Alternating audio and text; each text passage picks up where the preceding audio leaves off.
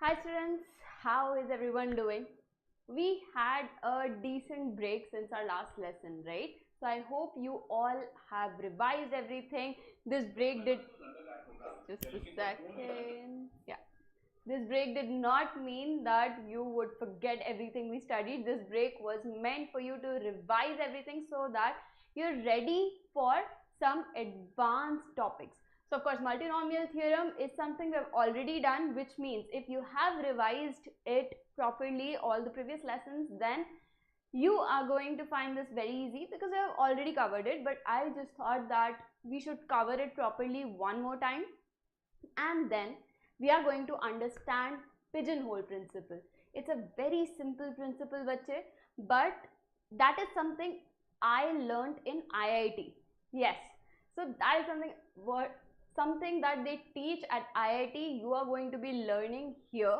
Of course, we are not going to the most advanced level today, but we are going to understand and see how we can apply this very simple, very basic principle in some of the most twisted problems. So let's start. Good evening, good evening. Ready? So let's first quickly go through multinomial theorem and then we're going to move on to pigeonhole. Alright.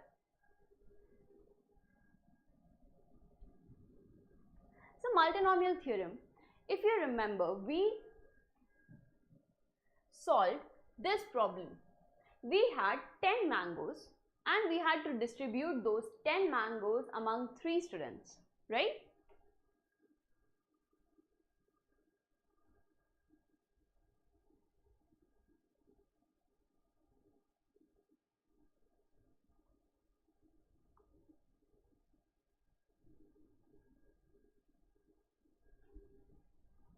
So what did we do? We had to divide 10 mangoes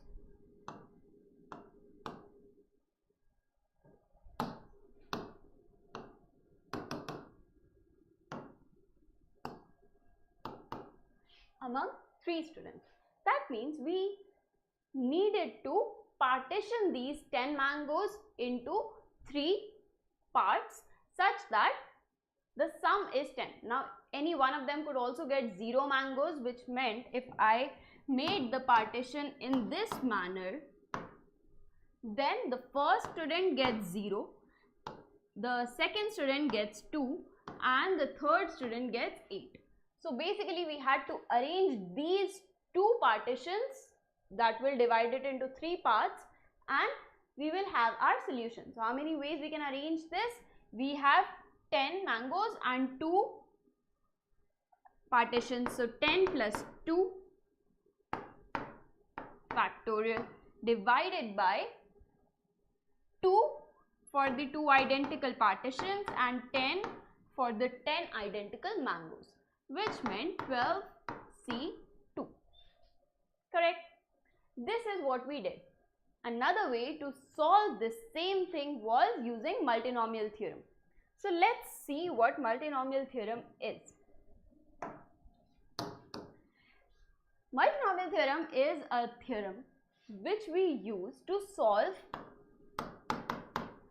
something like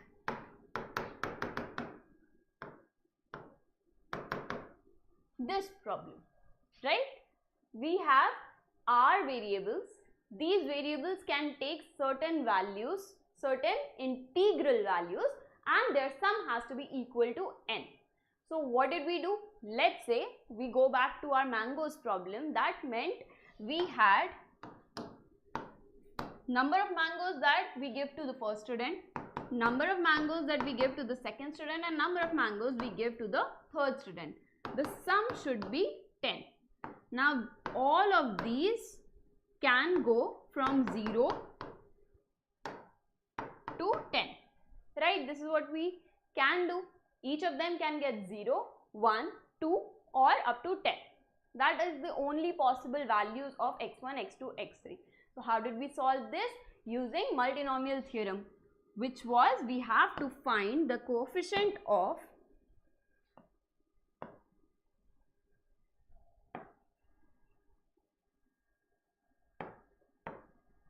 x raised to power 10 in, we multiply all the possible values x0. For this, we write the bracket with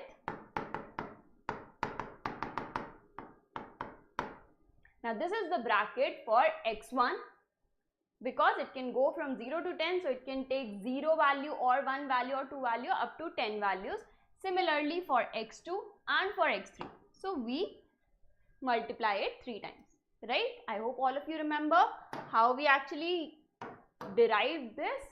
For example, we take the value 2 from for x1, the first bracket, we take 3 from the second bracket, and we take 5 from the third bracket.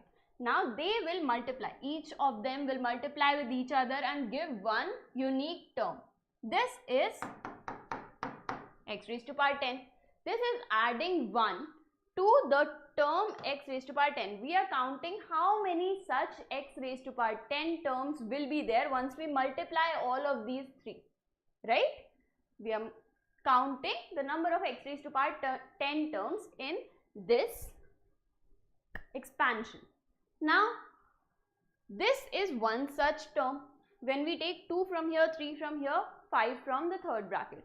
Or we can take x raised to power 9 from the first one, let's say x raised to power 0 from the second one, and then if we took x raised to power 2, this will give x raised to power 11, which is not what we are counting. We are counting x raised to power 10.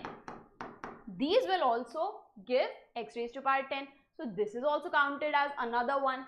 So what are we doing? We are basically counting how many combinations of such integers can be there. Now we can also order these. We can take x raised to power 3 from the first one, x raised to power 2 from the second one, x raised to power 5 from the third one. That will also give us another term. So we are basically counting how many such terms we can get so that we get all possible values for these 3 variables such that their sum is equal to 10. So this is multinomial theorem where we give all the possible values. In this case, it was 0 to 10. In one of the cases, if you remember from our previous class, some of the variables could only be even. So in that case, we only count the even powers.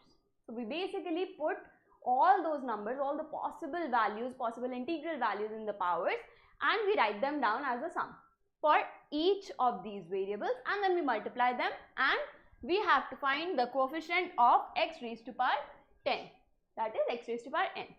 So in our original problem,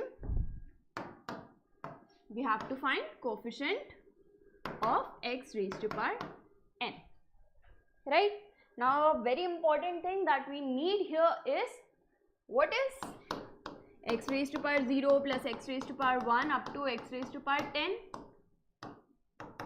This is equal to, this is a GP. So first term, this power 3 I will write as it is. Now the first term is 1. The common ratio is x. The number of terms is 11.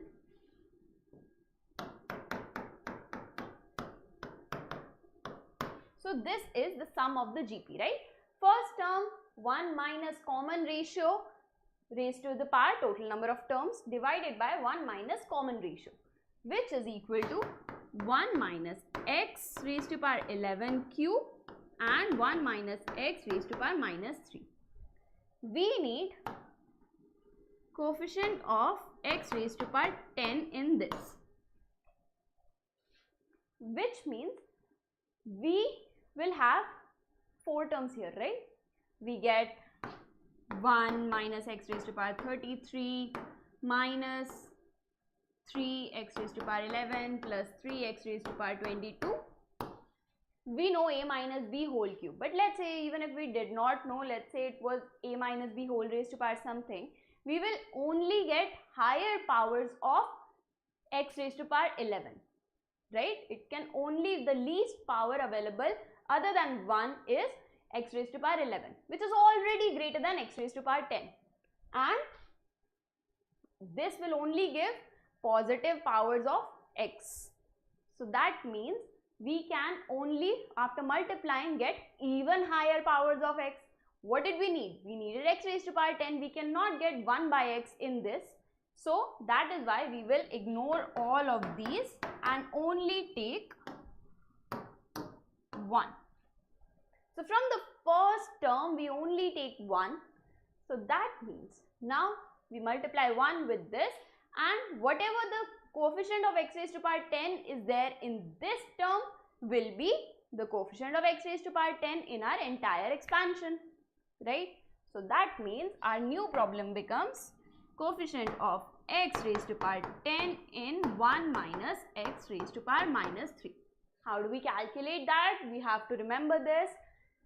In 1 minus x raised to power minus n, the coefficient of x raised to power r is n plus r minus 1 CR, which means here in this case, now do not get confused between n and r. Here we have switched the n and r. Earlier n was 10, r was 3. Here n is 3, r is 10. So do not get confused. Always remember that you have to add these two. 10 plus 3 minus 1, see this number, 10. Okay, so we add these two, 10 plus 3 minus 1, see this number. Of course, it's very important that you also memorize this in general, but do not get confused between the n and r. If you think you will get confused, then it's better to write it as x raised to power n in 1 minus x raised to power minus r is r plus n minus 1 c n. Alright, so that means we have to, the general formula, this is the general formula when it can go from 0 to n, it can take any values from 0 to n, then this is what we are going to get. Okay, so n plus r minus 1 cn or c r minus 1. So here what do we get? 10 plus 3 minus 1, that is 12 c10, which is the same as 12 c2, which is the same as the answer we got earlier. The correct answer is B, 12C2. Now you might think, ma'am, this was much easier. Why did we go through that complicated thing? But say yes, in this case, this is easy. Of course, you should use this method. You should not even go to multinomial. But in a lot of questions, it is not possible to do it in any other way. It becomes very tedious, but using multinomial, it becomes much easier.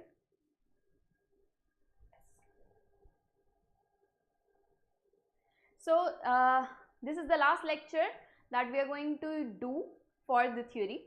After that, we are going to solve all the PYQs. So in 2 to 3 lectures after this, depending on how fast we go, we will take problem solving. So that means it's going to get trickier. This is the last theory lecture. So we're going to cover this, and if there's any topic you think that we haven't covered yet because it's listed in the syllabus, but yes, there are a lot of topics that are listed in the syllabus that we are not covering because they are not asked that often. Maybe a very small topic might be asked, so we will cover those topics while solving the problem. So whenever we see a problem from which is not a part of these questions, these topics, then we will discuss that small topic right then and there. Alright. So both the methods should be super clear, how to actually do the simple problem using partitions and how to solve it using multinomial and this formula as well. So if you have something like x1 plus x2 plus x3 up to x raised to power r is equal to n, where all of these can be all values from 0 to n, all integers from 0 to n. Then the formula is n plus r minus 1 cn. Okay. Now, if a dice is rolled 3 times. Then find the number of ways of getting sum equal to 10. We roll a dice once and we get a number. Let's say we get 2. We roll a dice again and let's say we get 6. So now the sum is 8. We roll a dice and if we get a 2, we get the sum equal to 10. So that is one option, 2, 6, 2, right? Like that we can have a lot of options. So an easy way to look at it is we have x1 plus x2 plus x3 is equal to 10. The first number we roll is x1. The second number we roll is x2. The third number we roll is x3.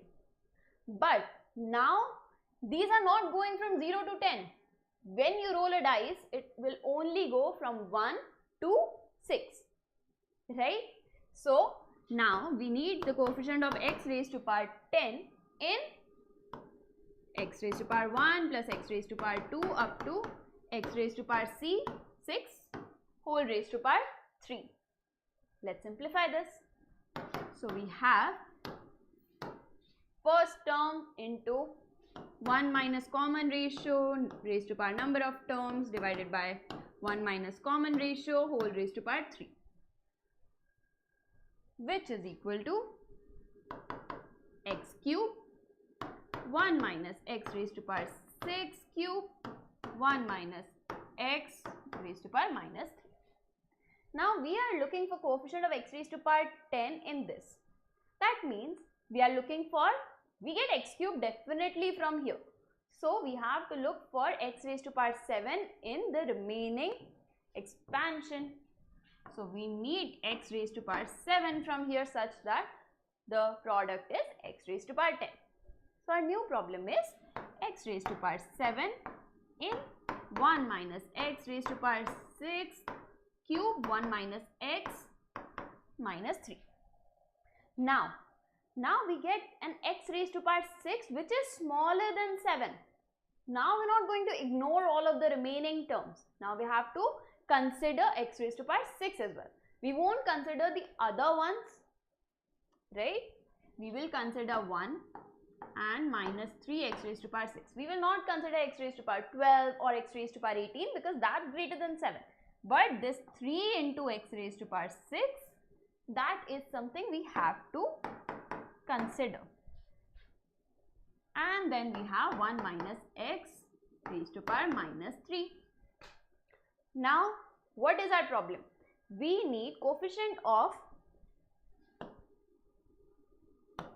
x raised to power 7, 1 multiplied by coefficient of x raised to power 7 in this 1 minus x raised to power minus 3 plus, or rather minus, so plus minus 3 multiplied by coefficient of x raised to power, we're getting x raised to power 6 here. So what is remaining? X raised to power 1. We need x raised to power 1 from 1 minus x raised to power minus 3.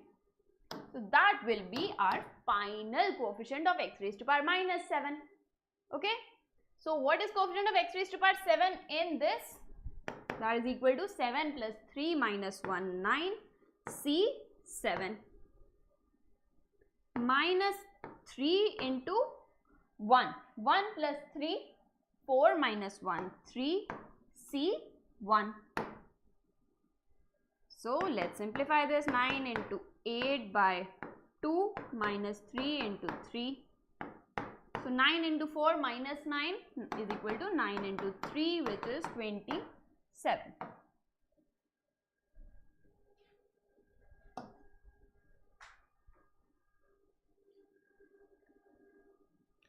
Yes, bache, this is for IOQM. This is something you have to know. This is very important. This is heavily used in combinatorics problems, so we have to know this. Okay. So as I mentioned in the previous class, if you are not sure about binomial expansion, you haven't studied binomial expansions, then I suggest you revise that topic. You at least go through the basics of that topic, and if you want, I can bring a separate lecture for binomial theorem, but here, or you can find it on the channel already, but Here we are directly applying the concepts of binomial, and the main concept that you need is this one. This is something that you have to remember. So we use that formula twice here, once here and once here. 9C7, 3C1, and that is our final answer. Okay, so this is why multinomial is very important, because directly memorizing a formula will not work in this case. You could have seen this and said 12C2, but that would have been wrong, because now it's not from 0 to 10, it's only from 1 to 6. So we have to expand, we have to see the expansion. Let's take a look here. The number of ways of selecting 8 fruits from unlimited supply of mangoes, apples, bananas and oranges. It can go from 0 to infinity. That means we have x raised to x1 plus x2, number of mangoes, number of apples, number of bananas, number of oranges is equal to 8.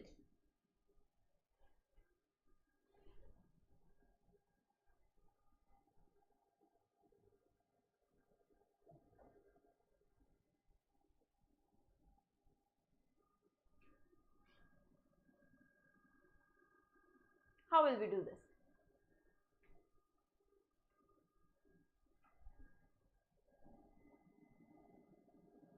Now what are the values?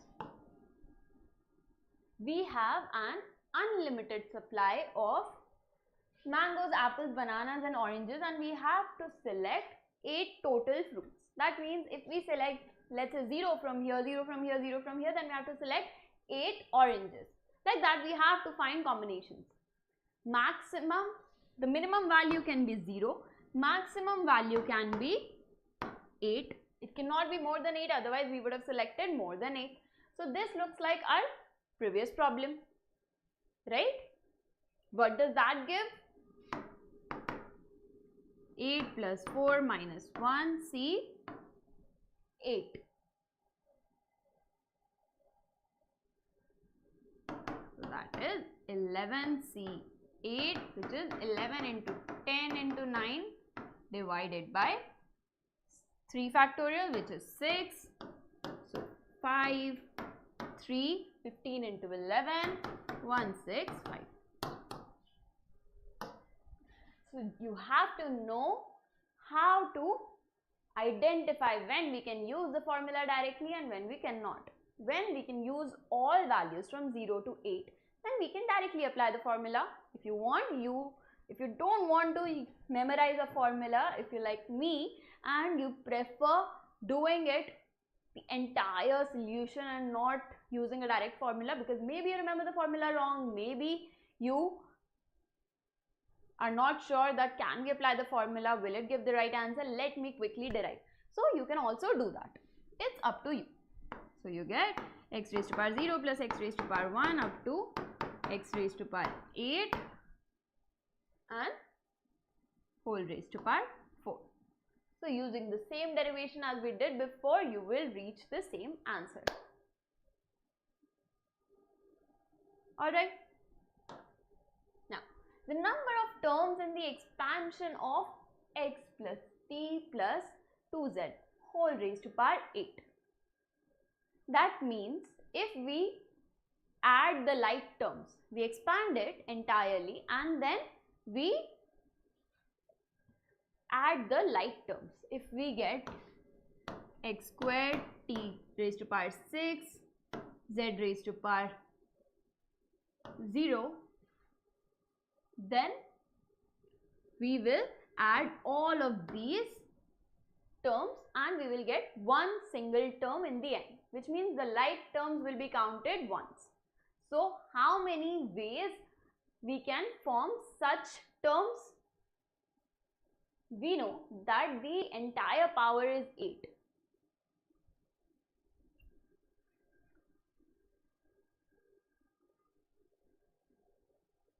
Right?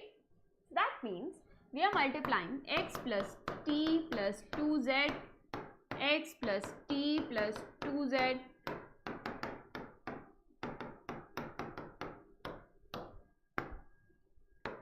8 times. Right? We're multiplying them 8 times. That means if we get x from here, we will get one term. No matter what. If it's x, if it's t, if it's z, it doesn't matter, but it will give us one term. Each bracket will give us one term, right? One x or one t or one z. And we will get one term from each bracket, and that will give us a unique term. Now we have to count how many unique terms will be there such that the power of x, the power of t and the power of z is the same in those, is different in those terms. Basically what I'm saying is you will get one term from here, one term from here, one term from here. In total there will be 8 terms. 2x, 6t and then remaining 0z.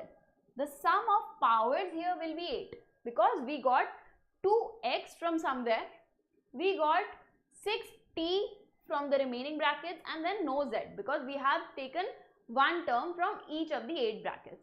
Or we could have taken x raised to power 2, t raised to power 4, z raised to power 2. So from 2 of the brackets we are taking x, from 4 of the brackets we are taking t, and from the 2 remaining brackets we are taking z. Now they can be any of these and we have to count all of these. But right now we have to see how many unique terms will be there. The coefficient will be counted based on how many x raised to power 2, t raised to power 4, z square will be there. But we have to see how many unique such terms will be there, which means if power of x is x1, power of t is x2, power of z is x3, we know the condition that x1 plus x2 plus x3 has to be 8.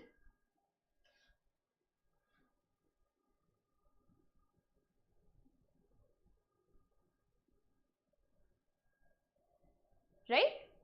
It has to be 8 because we are taking x1 from, we are taking x from x1 brackets, we are taking x2 brackets, we are taking t from x2 brackets and we are taking z from the remaining x3 brackets such that this is the total.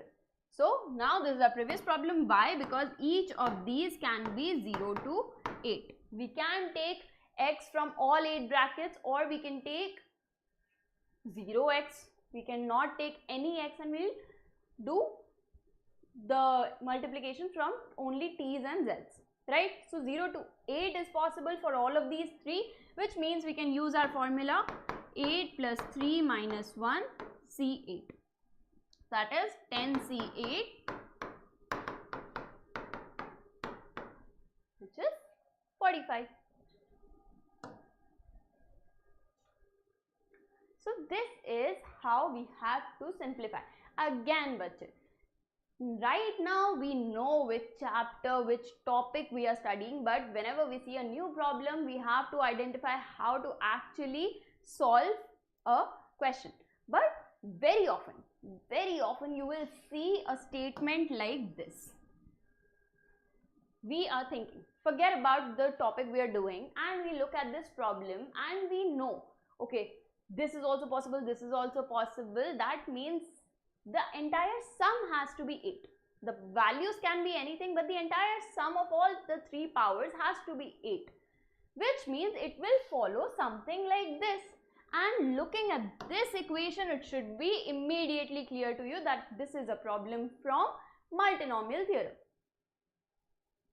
So this is how you identify, how you apply this topic, and trust me, you will see this topic, this kind of equation so often in combinatorics problems that it's very important. This topic is very important, which is why we are covering this another time.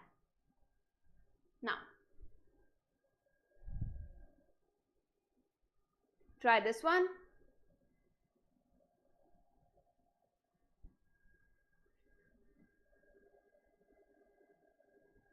The number of distinct terms in the expansion of x plus 2y minus 3z plus 5w minus 7u raised to power n. Same as before, right? We will have x raised to power x1, y raised to power x2, z raised to power x3, w raised to power x4 and u raised to power x5. We have 5 variables. They will have their individual powers. All such values are possible. But the only condition is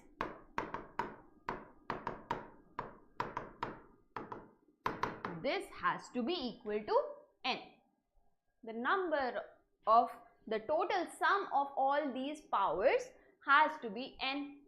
So,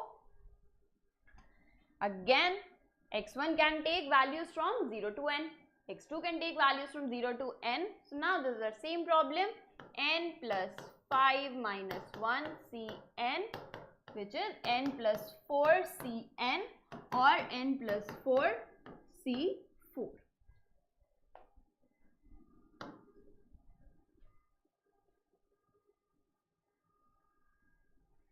Okay, so carefully 1, 2, 3, 4, 5 terms. That means R is 5, n plus R minus 1 Cn or Cr minus 1.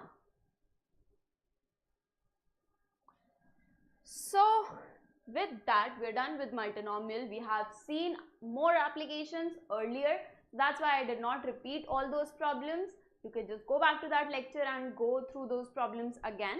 But now we are going to understand a very simple theory, a very simple principle, and then we are going to see how that very simple, very obvious principle can be used to calculate or to prove a lot of complicated problems.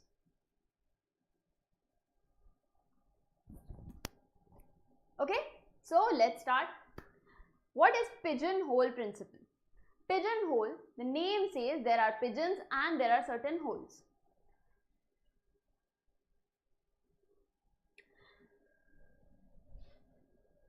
The very basic principle behind this is, let's say we have n holes. In trees, we have one hole. Like this, we have n holes. Okay? And we have n plus 1 pigeons.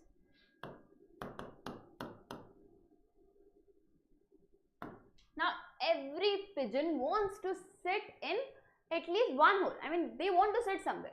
They don't want to keep flying. Every pigeon wants to sit, take rest. Okay, so now n plus 1 pigeons are sitting in these holes. It's possible that some of these trees are empty, there are no pigeons sitting there, or there are multiple pigeons sitting in one hole. That is allowed. But it is never possible that there is exactly one pigeon in one hole, or there is at most one pigeon in one hole. Why? Because there are n plus 1 pigeons. So, at least 2 of them have to share a tree, right? It is not possible that every pigeon gets a unique tree to themselves. They have to share because we have more pigeons and less number of trees, less number of holes.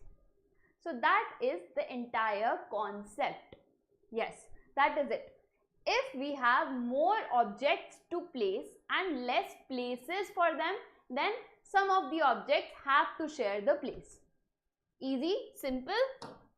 If n plus 1 objects are put into n boxes, then at least one box contains 2 or more objects. That is possible. Let's say I had 5 objects and 4 boxes. That means 1, 2, 3, 4. Even if I place object 1, object 2, object 3, object 4, the 5th object will go somewhere, right? Object 5 may go here. In that case, this box is occupied by 2 or more objects. It is also possible that the last box was empty and we placed object 4 here or object 5 here like that. In that case, two boxes are occupied by two or more objects, but at least one box will always be containing two or more objects. We could have also done something like O1, O2, O3 go here, and then O4 and O5 both go here. So in this case, this box contains more than two objects, but it is never possible that none of the boxes contains less than two. That means 0 or 1 objects. Why? Because there are more objects. Very simple. Clear? You have to remember this, bache, because if you don't, you might think it's easy, but still just keep that in your mind. Otherwise, you will have a hard time understanding the problems that we are going to solve. Okay, so if we have more objects, less number of places, less number of options for them, then definitely some objects will go in the same place. They will have, for example, let's see, a very simple example. Let's say I have picked 13 people. I have 13 people in front of me, and I ask each of them, what's your birth month? January, June, May. Okay, everyone gives me their birth month. But it is not possible that all of them will have a different birth month, right? I will get at least two which have the same birth month. It's possible that a lot more are sharing the birth months, but at least two will be there who will definitely share the birth month. All 13 cannot have their unique birth month because there are only 12 months. So that means if we have 13 people, there are at least two who have birthdays in the same month. Right? Again, very simple, very logical. So now answer this for me. There are 7 married couples at a party. How many of, so at a party, there are 7 married couples. Okay, only 14 people are there at the party, these 7 into 2. Out of these 14 people, we have to select certain number of people. Let's say n. I selected n people out of these 14. Now, how many minimum I need to select in order to guarantee how many I have to select? I can select more, but minimum. In order to guarantee that at least one married couple is selected.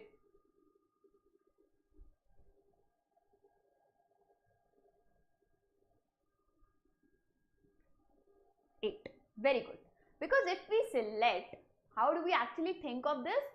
Let's say I select n and there is no married couple. How many such people can I find? That means I have to select one person from one couple. Right? I cannot select 2. That means at max 7 can be selected such that no couple is selected. One from the first couple, one from the second couple. It can be any of the 2, but one from each. So at max 7 I can select in that way such that no married couple is selected. Now I have to select at least one. That means I add, as soon as I add more than one, I had 7 couples and 8 people to choose. That means at least 2 will go into that couple, right? I have 8 objects and 7 boxes. What are these boxes? I am arranging which couple they are going to. Let's say first person was from couple 3. These are couple 1, couple 2, couple 3, couple 7. Let's say first person was from couple 3, second person was from couple 7, and so on. Now I arrange all the 8 persons this way, then at least 2 of them will go into the same box. That means 2 of them will have to go to the same couple, will belong to the same couple, will be a couple. Okay? Simple again. Now, here comes something tricky. We are given 1 to 200 natural numbers, the first 200 natural numbers. If we select any 101 integers, out of them, any 101, then there are at least two integers such that one of them is divisible by the other. I'm not saying that they will have a common factor. No, one of them will be a multiple of the other, at least. It is not possible to have such 101 integers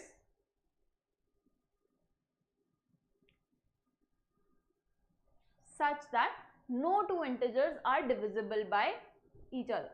Basically, we have 6 and 3. Now, 6 is divisible by 3, okay, or 12 and 8. Now, in this case, we are not saying that this is also counted. No, we will have at least one such number whose factor is also present. If we have 12, if that number is 12, then either 4 is there or 6 is there.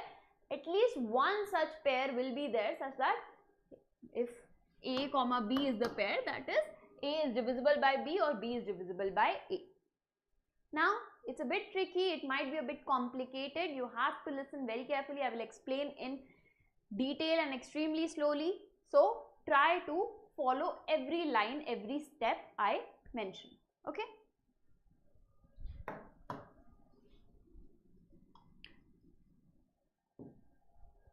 I have 101 integers. A1, A2, A3 up to A101.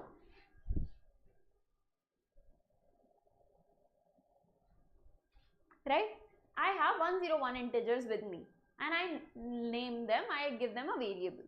Now, let's say I write each one of them in this way. 2 raised to power L1 into B raised to power B1.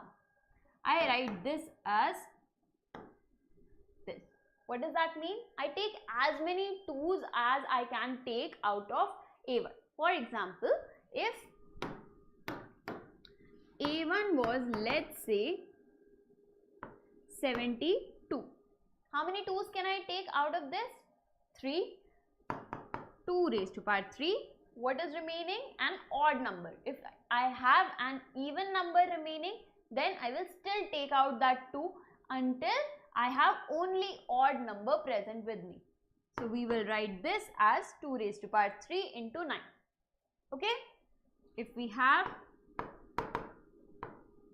15, then we will write this as 2 raised to power 0 into 15. We will split them into powers of 2 and then an odd number. Okay? So we write this as 2 raised to power L1. We write this as 2 raised to power L2 into B2.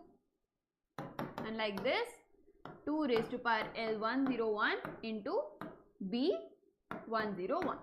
Such that B1, B2, B101 are odd numbers. Right? We took as many 2's out as we could and until we were left with only odd numbers. How many odd numbers do we have between 1 to 200? We have 100 even numbers here and 100 odd numbers here. Right? So that means we have to select 101 out of 100 possible odd numbers. That means at least 2 of them will be the same, right? If we are selecting 101, that means at least 2 of them will be same. We cannot have all different odd numbers. There will be at least 2 which are the same. Let's say B, K and B, L are same. Okay? It can be anything with K less than L. or if you want you can just do, L is confusing you, BP, BQ, B subscript P, B subscript Q are the same such that P is less than Q. Okay, that means it can be, let's say B3 and B37 are the same. At least two of them will be the same, and I take any two of them which are same, which means BP is equal to BQ. Now we go back to the original numbers. We have A,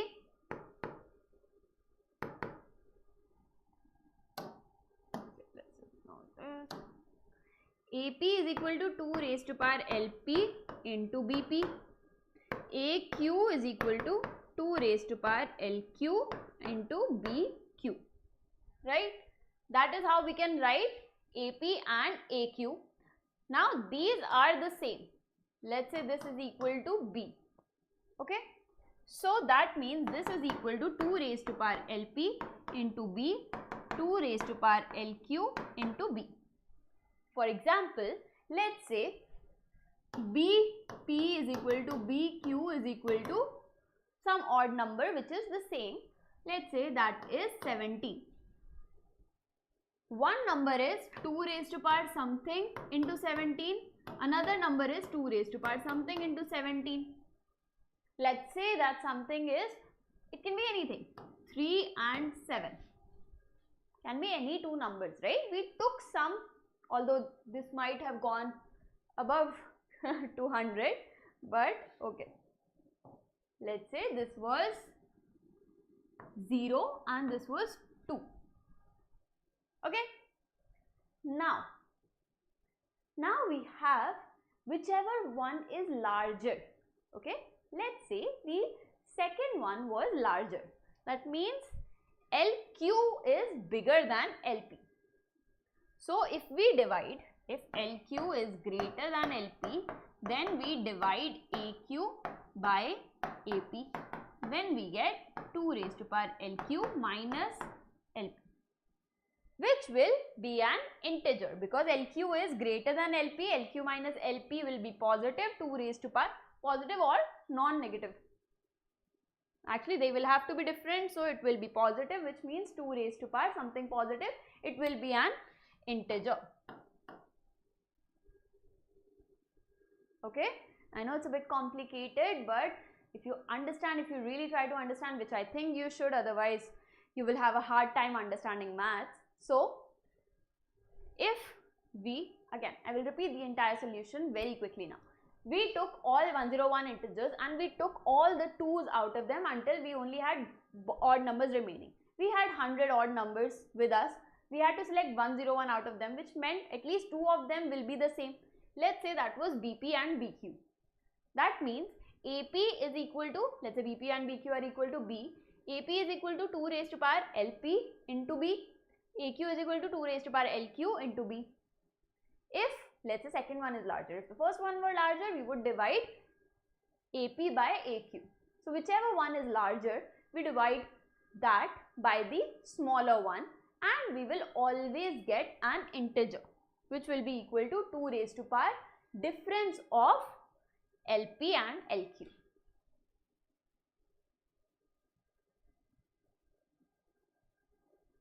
Okay, so this is how we actually apply such a simple principle. Very simple. What was the principle? Where did we use it? We used it here. That if we have more variables to choose out of and less number of options for them, then at least 2 will have the same values. That is all we needed to use, and then we applied that information to prove that one will divide the other. So now the tricky part was taking the 2's out, right? That is what we have to practice. With practice, we start seeing how we can actually solve this problem. Now, a relatively easier one, and the last problem for today. A basket of fruits is being arranged out of apples, bananas and oranges. We have apples, we have bananas, we have oranges, and we are making a basket. Now, what is the smallest number? Smallest number of fruits. Pieces of fruits, that means 1 apple, 1 banana, that is 1 piece of fruit. So how many, the minimum number of fruits we need to put in the basket such that either there are at least 8 apples or at least 6 bananas or at least 9 oranges.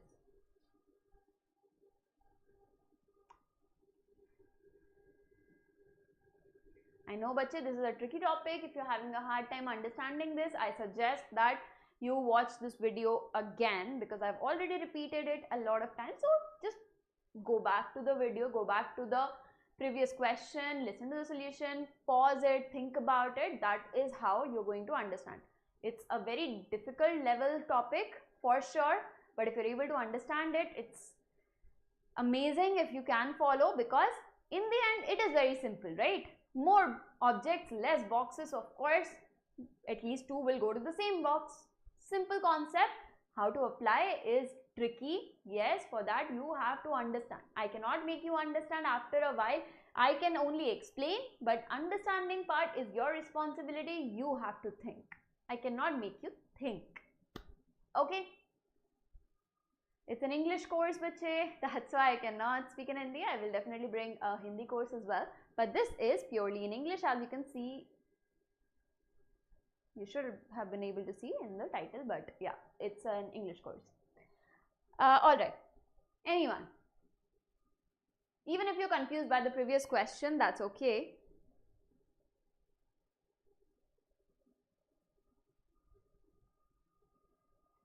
But a basket of fruits is being put together such that there are at least 8 apples or at least 6 bananas or at least 9 oranges. What is the minimum number of fruits we need to put in the basket? Think about it.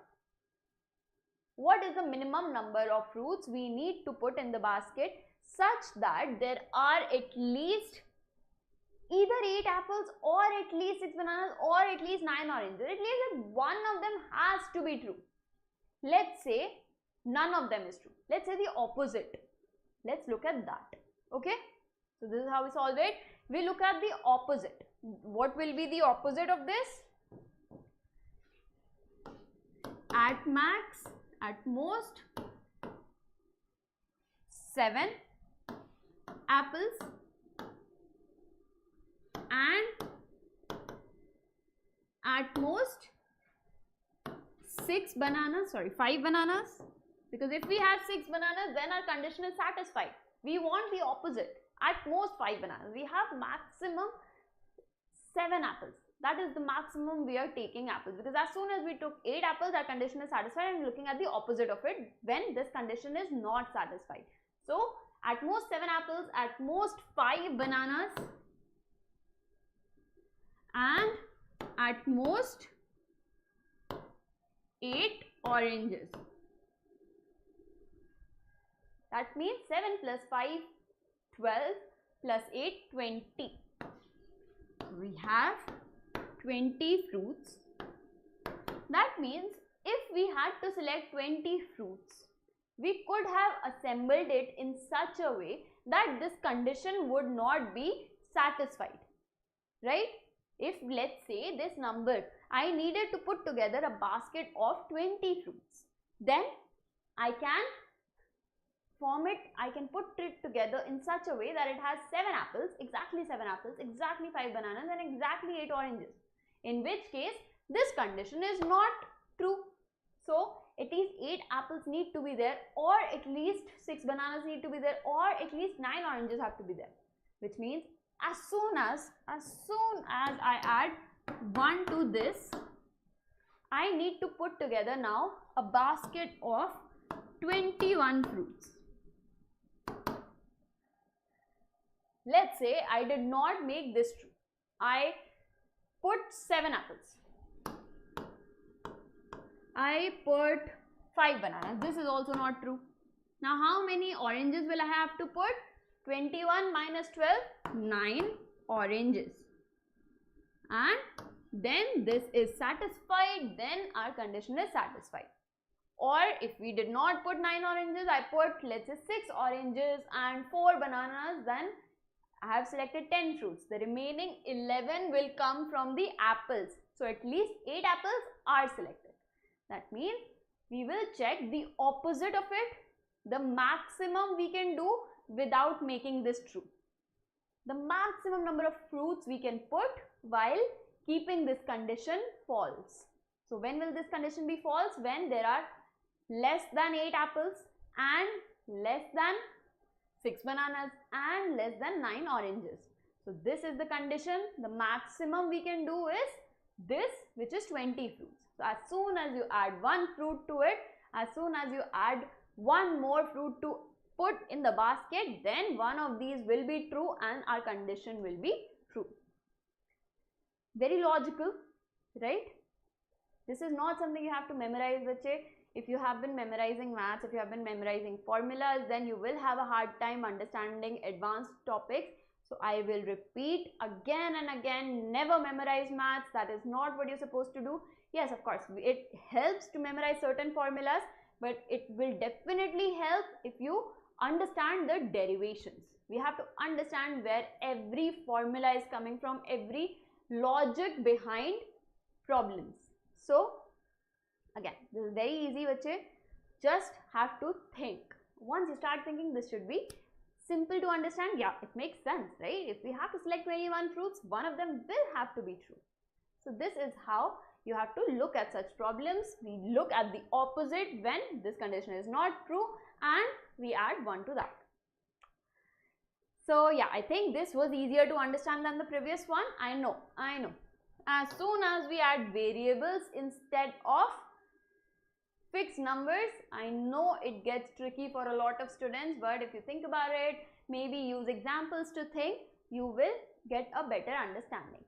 Okay, so definitely revise today's class. It's for sure a new thing for all of you, right? Pigeonhole is not something trivial. I did not learn it until I was in college, until I was, I think, in my second year of college. So can you imagine? You are already learning something that I learned, that most of the students learn in advanced degrees. So it's okay if you're having a hard time, but the reason why we think, the reason why it's been added to IOQM, it's been added to RMO, the reason why the teachers are teaching you is because we definitely know you can understand it if you just try to think of it very logically. Okay, so with that, we're going to end the class, and in the next class onwards, we are going to be solving a lot of problems. So for that, to understand all of the topics there, we're not going to cover any theory that we have already covered. So make sure you come prepared. Make sure you revise all of the topics again. Just go through all the videos again, the past 10 videos. Maybe just watch it in 2x. Maybe just skip it forward, look at every problem, solve it yourself, and you will be ready for the problem solving. We will look at the problems, we will solve them together. You should be faster than me, and we will then be prepared for combinatorics for IOQM. Okay, so we'll see you the next time. This is an English course. I will update the title. This is an English course, bache. We are doing an English course. This is primarily for those students who have a hard time understanding Hindi, and that is why we brought a course purely in English, because I have got those requests. We have got this request a lot of times from the students who want to study from us but are not that comfortable with Hindi. But if you are not comfortable with English, that's okay. We will bring a English course for you as well. But this one was in English. I'm so sorry. The next few classes will also be purely in English. But if you are comfortable with English, you should definitely come, because it will have a lot of good problems, all the important problems, all the kind of questions that have been asked in IOQM and related exams. Okay, so I will see you in the next class. Please, please, please come prepared, revise everything. Do not start before revising all of it. You will be confused in a lot of problems if you haven't revised all the topics. Okay, bye.